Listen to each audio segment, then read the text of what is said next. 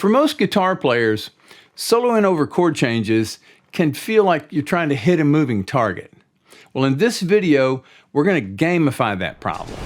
It's going to be like training wheels for your solos.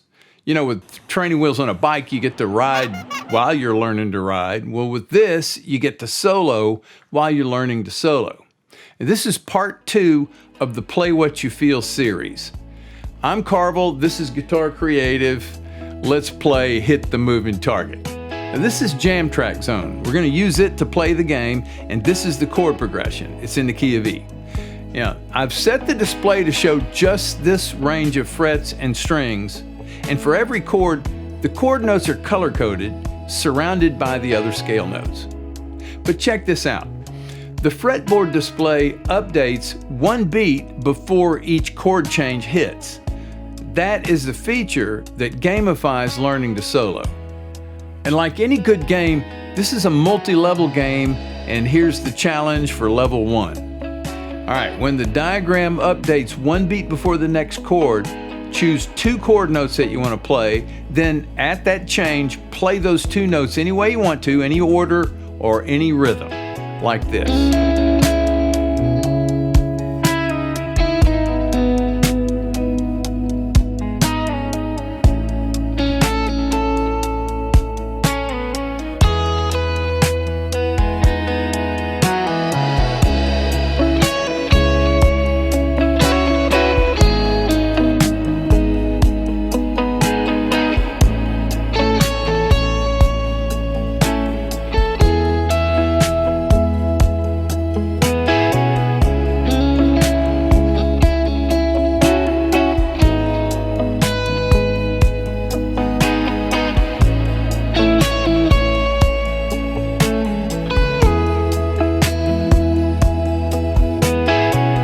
Now, in order to advance to level 2, you need to get all the way through the chord progression twice without goofing up.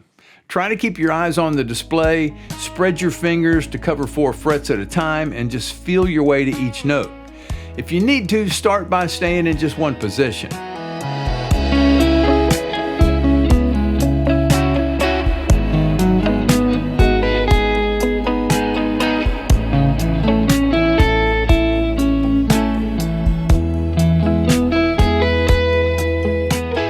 If you haven't watched part 1, Connect the Dots, I show you how to connect each of these 3 positions using common notes. Like for the C sharp minor chord, these 2 notes are common to both of these positions, and these 3 notes are common to these positions. On to game level 2. Now in this level, you can play as many chord notes as you like, but for a little extra spice, start sprinkling in some scale notes right around the chord notes that you're playing.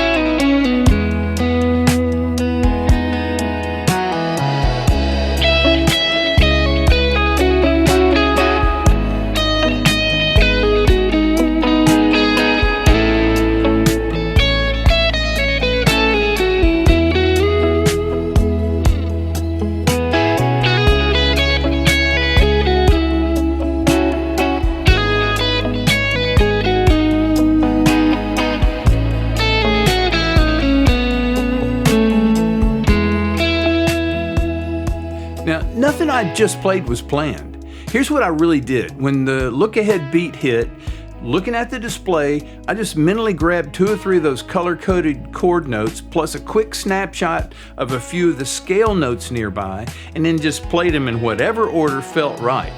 No memorized licks, no rehearsed runs, nothing I played was going to be a wrong note either. And that's how this level sets you free. When you do this, you're creating melodic phrases on the fly, and that's true improvisation. So on to game level 3. In this level, we're going to build 4-bar phrases that focus on simple, repeated rhythms. And you'll learn how to come up with endless ideas, I promise. So look at this progression. Notice there are 3 lines in the progression, and all of them have the same chords. So to complete this level, you're going to build 3 4-bar phrases. We're going to start simple, but here's an example of where you're headed.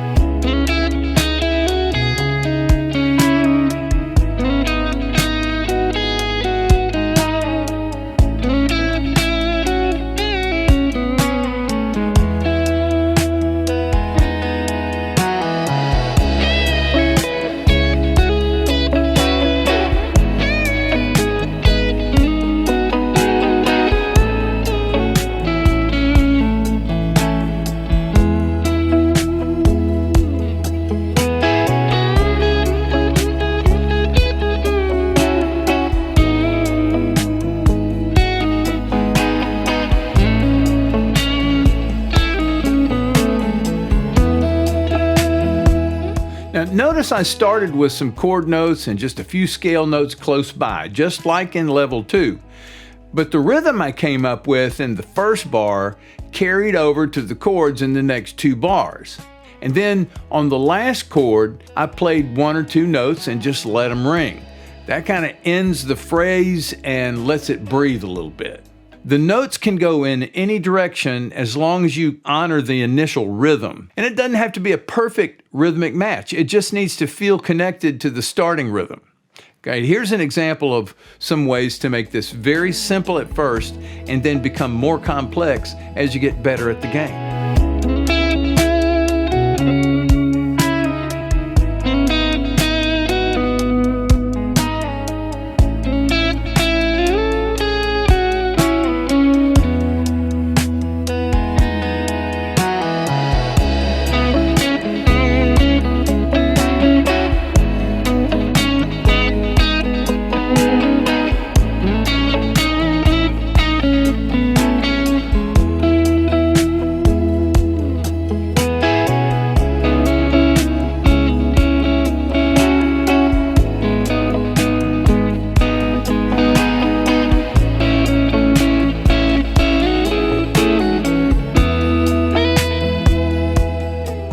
Now, as you do this, you're training yourself to look ahead instead of scrambling to catch up.